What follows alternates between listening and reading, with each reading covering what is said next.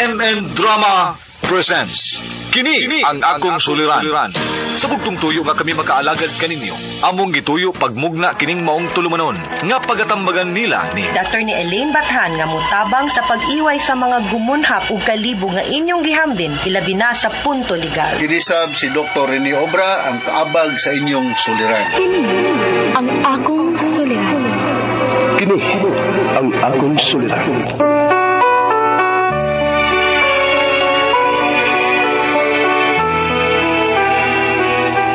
Sa atong pagkaymugso ng kalibutan, gikalawaan at ang daan sa atong suliran. Ang suliran mo'y kabahin sa itong inadlang panginabuhian. Aba na doon ay suliran nga dili mo mapasan nga ikaw ra. Nagkinahanglan kag katabang aron sa pagsulbad ni ini. Nagkinahanglan kag kahayag na mo'y mulamdag si mong unahuna. Ug tungod ni ini, natawag kini nga atong tulumanon nga naguluhan. Kini ang akong suliran. Kini ang akong suliran. Mga minugbong duwa nga matapos lang sa usa ka hugna. Mga kinutlog gikan sa mga suwat sa mga minahal namong tigpaminaw. Busa kung aduna kamoy suliran nga naggumon karon sa inyong galamhan, suwata ka na ug ipadala ning atong tulumanon. Kini ang akong suliran. Aron kabuhatan ka na og duwa sa kahanginan ug pagatambagan sa mga bulawan ng hunahuna. Kini ang akong suliran.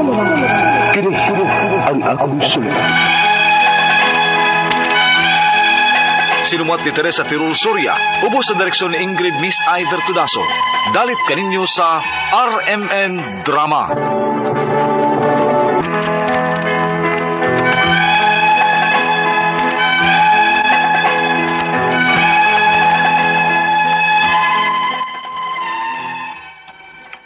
Mayo nga daw kanyang tanan nga nagpaminaw karon ning tulumanon. Kini ang akong suliran.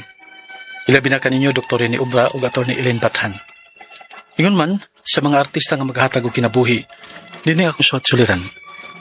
Ako si Mondi, 28 anyos, ulitaw. Itago na lang ang akong address. Punto medical kining akong suliran. Kabahin kini sa akong panghunahuna nga kalita nga maghunahuna og mga bati nga mga panghitabo. O kanang gitawag nila advanced thinking permi. Aron inyong hisabtan, ingon ini ang mga panghitabo.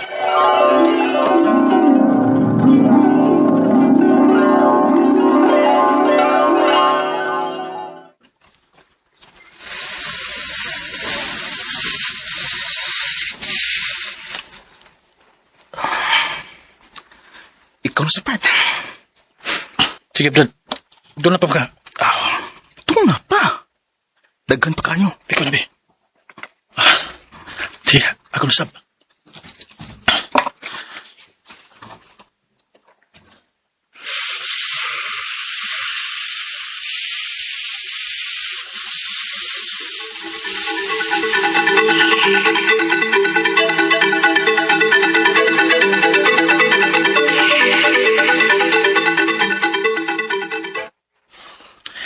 Kanina sa akong ibati. Hindi tama ada. Pulis man. Kasi dakman ko nila. Ano doon may pulis nga may aki. Kasi ako na ginatuyuan ni nila. Mutago ko. Oh, Monde. Masa ka din ha? Mutago ko, ma. Ha? Doon may pulis ako. Kasi dakman ko nila. Usa ba'y pulis? Uy, kadiyot akong tanahon sa bintana. No, wa may pulis sa gawas. Akong gilili sa bintana. Naalagi, ma. Nas gawas, ma. Nag-operasyon na sila, ma. Ilahan akong dakpon. Ha? Mauna diha, Monde. Undangin nalagyan ng sigig suyop ni mo. Makadaot yun na ni mo. Ma'am, tago ko, ma. Manigan yung mga pulis niya, mga utanan ako. Ayaw gid ko isumbong, ha. Ayaw gid, ma.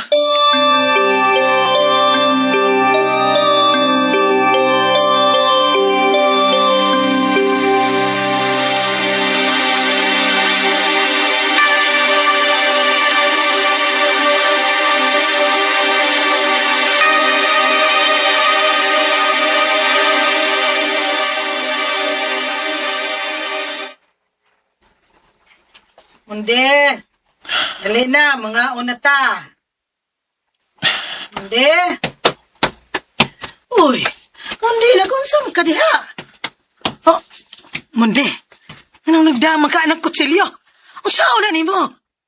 Doon ay gustong patay na ako, ma. Sabay mo patay, oy? Man, doon na kay kontra. Kay doon na gusto mo patay ni mo, ha? Doon na lagi, ma. Kining kutsilyo nga akong gigunitan. Panagang nina ako sa kong kagalingon. Oh, noon sa naman taon ka, Mundi, oy. Nabuang na gyud ka ng sigig suyop ni mo sa utot sa demonyo. Ilak na, ma. Ang portahan. Kung doon na ganing mangita na ako, wanhi, bisag kinsa, ayaw pagsaba. Nga na ako din, patyo ni ako nila. Mundi!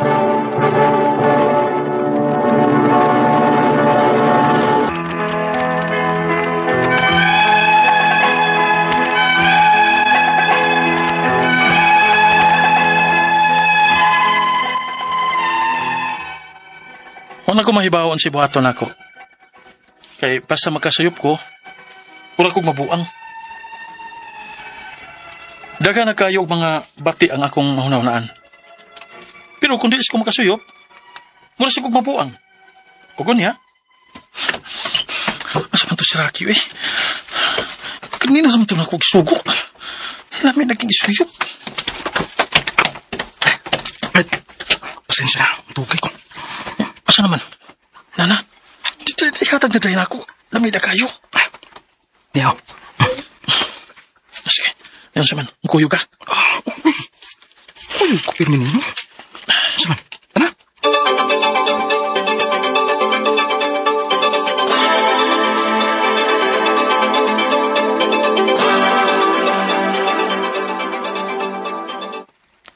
Unya, Brad. Asa man taron? Huy, Brad. Saan ka? Nagtangam ka diha? Ano sa Brad? Saan taon ka, Brad, eh? Basta mahumantag suyop. Mura kag mabuang. Unyag, di na sa kam kasuyop. Mura sa kag mabuang. Saan man ka, Brad? Brad, ato na ko. Basig mo nito din ang gusto mo patayin ako. Ha? Mapatay? Kasi man? Ato sa ko.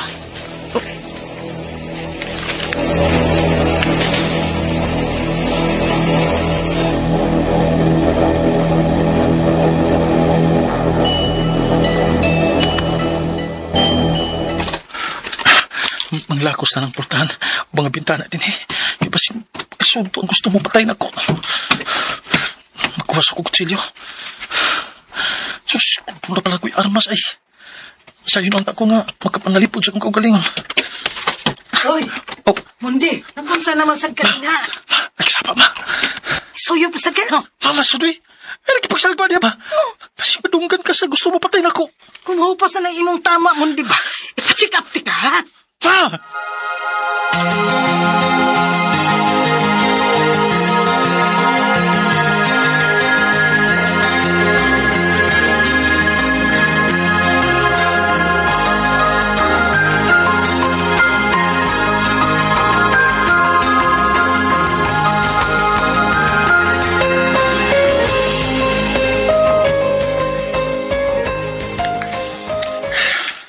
Let's see ba yan, eh?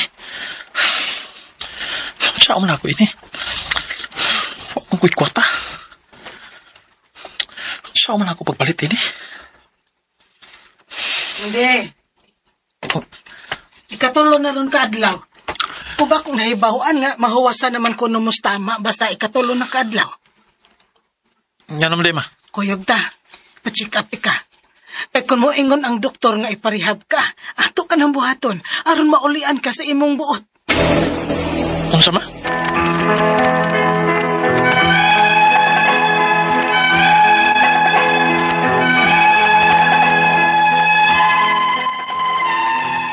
Gusto kong iparehab ni mama kay lagi para maundang ng akong bisyo. Pero wa ko musugot. Wa sa kumahibaw, kung ngano nga dili sa pumusugot. Ang akong mga pangutana, mao kini mosunod. Unang pangutana. Unsa pang ideya na niya ng drugas nga kung mugamit ta, malagsik man ta. Pero sa laing bahin, muratag mabuang kung makasuyop na ta. Ikaduhang pangutana. Kung makagamit na ko, daghang kay kong mahuna-hunaan nga mga bati. Mura kong mabuang. O kung dili sa ko makagamit, mura sa kong mabuang. Adik na bagid ang tawag ini. Ikatulong pangutana. Gusto ko muundang sa akong bisyo. Pero lisod kayo. Doon na mabuhay masuggest kung asa ko pwede nga muduol or kung sa'y pwede na ako nga buhaton para nga makaundang ko. Ikaw pat na pangutana. Ang karang gitawag nila og rehab, unsa gid na? Unsa may naan ni ana? Para lang ba na sa mga adik yun sa ginaliling drugas? Or doon na pa ilaing kaso kung ngano nga nasold sila sa rehab? Ikalima og katapusan. O kung naa ka sa rehab, mga pila man sab ka month or unsa ang kadugayon nga hingpit akong mamaayo. Palihog, tabangi og tambagi ko. Kini ang akong suliran, Mundi. Mayong adlaw mga suking tigpaminaw din sa tong programa, kini ang akong suliran. Once again, ano na sa bako, si Dr. Rene Obra magiguban kaninyo karong adlaw. Ako mutambag sa inyong mga medical problem kay usa man ako ka medical doctor, mga psychological, emotional, behavioral ug mga drug related nga mga problema kay usa man ako ka psychiatrist ug usa ka drug addiction specialist. Klaseng pamaagi sa pagpadala sa mga sulat-suliran rin kanamo. Pwede kami padala sa mong email suliran_612@yahoo.com or sa atong Facebook account, kini ang akong suliran official writers page o diri ba sa mong batan sa 3rd floor Jose R. Martinez Building, Usmeña Boulevard, Cebu City. Ang inyong mga legal nga mga problema si Atty. Ellen Bathan ang andam ug tagana nga motambag niya. Ang atong makutlo nga pagtulunan karong adlaw mao kani nga if you are serious about growth, be serious about accountability. Sayo naman na sabto no. Kinang accountable nang ka kanang ingon ta point person ba? Ang responsible niya, reliable. Alright. So, ang atong magtatampo karong adlaw si Mundi, 28 years old, single. Wala man niya butang yung address. Punto medikal ang problema ni Mundi. So, di mo ko tamdan rin ang mga listahan sa kung pwedeng i-greet, no? Pagulan ako na himamat ni si Cres Rio diya sa Balamban, no? Mga Rio family diya sa Balamban, maayong pagpaminaw. Ug mga taga Purok Mangga, Lower Lipata, Minglanilla, from Maylin, Iligan, mga Iligan family ni may ito ni Papa ug Mama, si Florinda ug si Melchor Ilagan, ug si Conrin Arca. Springwood Country Homes, Minglanilla, Cebu, mga Villamor family. Si Welma, si Harriet, si Malo, si James, si Joshua, Kakay, Christine, Marcelino, Cardinal sa may Loray Dos. Belated happy birthday day ni Ma'am Juliet Kamingi, no? Diya sa Siargao. Happy birthday, Ma'am Juliet, no? Miga kayo ni Ma'am Juliet, no? Gate Wilson, Sir Frank, no? O mayong pagpaminaw sa mga taga General Luna, Siargao, Surigao del Norte. Labi nagyod kanto kang Ay Kamingi, Yoli Kamingi, o akong bagong naimamat nga amigo na nga si J. Crisologo sa Surigao City. Ug na kuno siya beach resort diya sa Barili. Nga na niya may Jay, ha? Tagay may discount. O kining uban sa sunod na lamang puning uban, no? Atong mga gustong ipa-air ang ilang mga pangalan, no? So, going back to our sender, si Mundi. Punto medikal ang problema ni Mundi, sumasa na bati na ito sa drama, unang pangutana. Unsa man gyud ay naa aning drugs nga kung mugamit ta, malagsik man ta. Pero sa laing bahin, mura tag mabuang kung makasuyop ta. Depende sa klase sa drugs, Mundi, no? Kaya malunokag malagsik, akong i-presume nga ang gigamit nga drug is methamphetamine hydrochloride, kung atong locally known as shabu, no? Common kay ni di sa Sugbo, no? Ang the next common nga drug sa Sugbo, kining cannabis o cannabinoid or marijuana. Naapot tayo mga pipila ka mga cases of cocaine, ecstasy, heroin, pero di kay commoning mga ingon ani kay mga mahal man. So most common is methamphetamine hydrochloride or shabu. Nganong marag malagsik man? It's because ang shabu is dopaminergic. Meaning to say, this can enhance the production of happy hormone, which is dopamine. Kung daghan tag dopamine sa atong utok, we feel like as if we are fully recharged. Mura kag cellphone ba nga 100% charge. Bisag ikaw anay tulog, anay kaon-kaon, pero alert ang gyapon ka. Unsa may Kanang inunta unwanted effect niya ni daghang kag dopamine sa imong utok. Ang daghang dopamine sa iyang utok ng mga tao will mimic or manifest the same signs and symptoms the same as that of a person suffering from psychosis. Muna nga ang mong pagtambalan ni sa mga drug rehab o dito sa ospital, tagaanin na mong anti-dopamine para nga mo normal ang dagan sa iyong utok kay mag-hallucinate naman ni sila, mag-delusional, mo nang dali ikitag away. Alright? Ikaduhang pangutana, kung makagamit ko sa utot sa demonyo,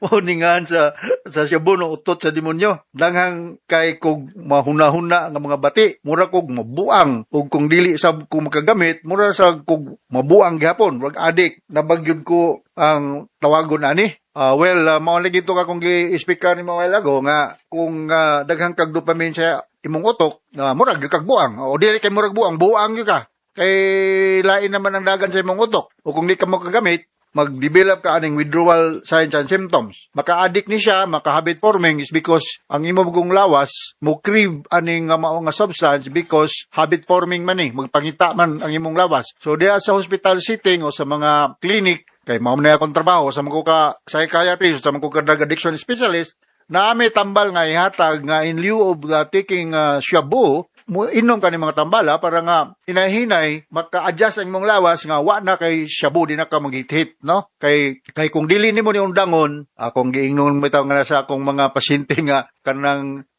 duharay mong padulngan no either ka diha sa mental ward or mauligi na, dili ko no matigulang ng magsyabu kay dali mamatay. So mo na akong istorya. Daghan mga complications, mga medical complications kung if you're shabu user because di nakuha kay kaon-kaon kay mauligi na. Abti kay ka, so kung kaon-kaon. So what will happen?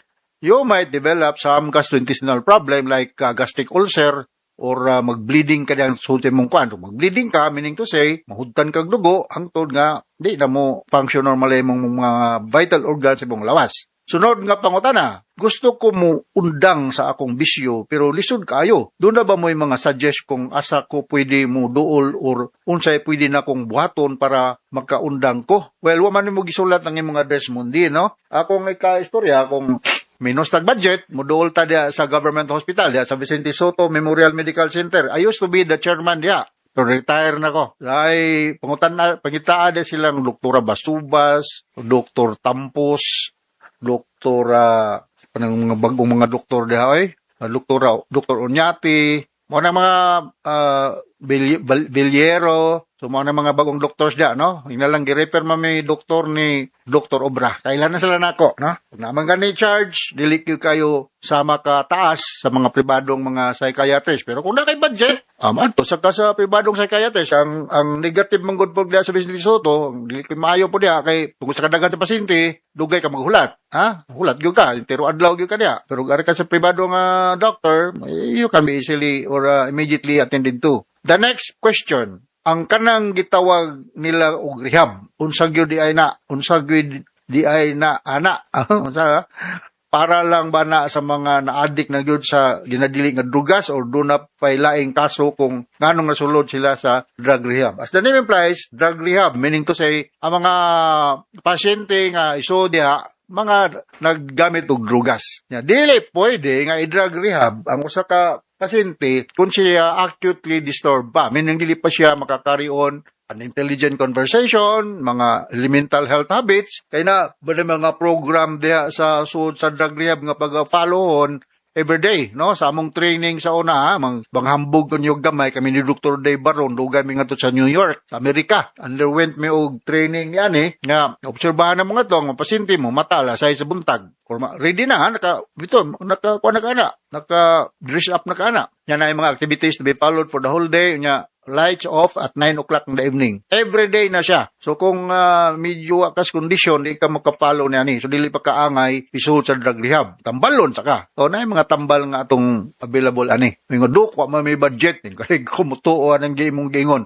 Nakay budget, nagsyabu pila katuig, niya pagtabot palit og tambal, wa na budget. Dahil kumutuo ng istorya ng why budget. Na budget, dili lang priority. Sunod nga pangutana, kung naanak ka sa rehab, mga pila man sa ka months. Depende, mga the shortest duration is 6 months. Kung medyo balikbayan ka, meaning diha na ka, nag-relapse ka, mag-anam og ka taas ang dugayon nimo dason. Usay mo abot og 8 months, 9 months, 1 year. Nya na po na mga cardinal rules nga pagapaluhon da sa sod. Kung mulabag ka, masupa ka or makasala ka, makardinal ka, anay house rule na, mapanis ka. So instead nga 6 months, extend kag mga pipila pa kabulan. I-assess man ka sa mga house parents, sa mga coordinators, kung angay na ba ka pagawason. Unsa ang kadugayon ko no, hingpit akong mamaayo, depende sa imong kooperasyon. Kung you will follow strictly the activities inside, kanama po yung mga lectures, and hopefully by the time that you will be out sa drug rehab, dili na ka mo gamit sa kinadiling drugas. So yun na, kasabot ka sa kong speaker ni mo Mundi, magbutang ni mo yung mga address kung tagadiin ka. Nala ko yung dugang i-great, no? Kaya di mo siya kong listahan, mga taga-poblasyon Talisay from Alfate, Navarra. Ako gikomedyanes Alfate. Kami tagiyaan ng Navarra nga pick-up. May pagpaminaw ni Jane, ni Kennedy Navarra, ni Lanti, ni Mia Mitra, Cristil, o si Mera, no? Kika ni Alfate, Navarra. Okay, so now ngadto sa mga libuan, millions ka naminaw sa itong programa kini nga akong suliran. Naot natin nakutlong pagtulunan karong adlaw. Once again, ako si Dr. Rene Obra. Thank you very much sa mga kanunayon ng paminaw sa itong programa sa Aramen. Taas kita greeting din sa atong lugar. So from all of us, Radio Mindanao Network Production Center, Radio Mo Nationwide Tatak Aramen. Daghang salamat o mayong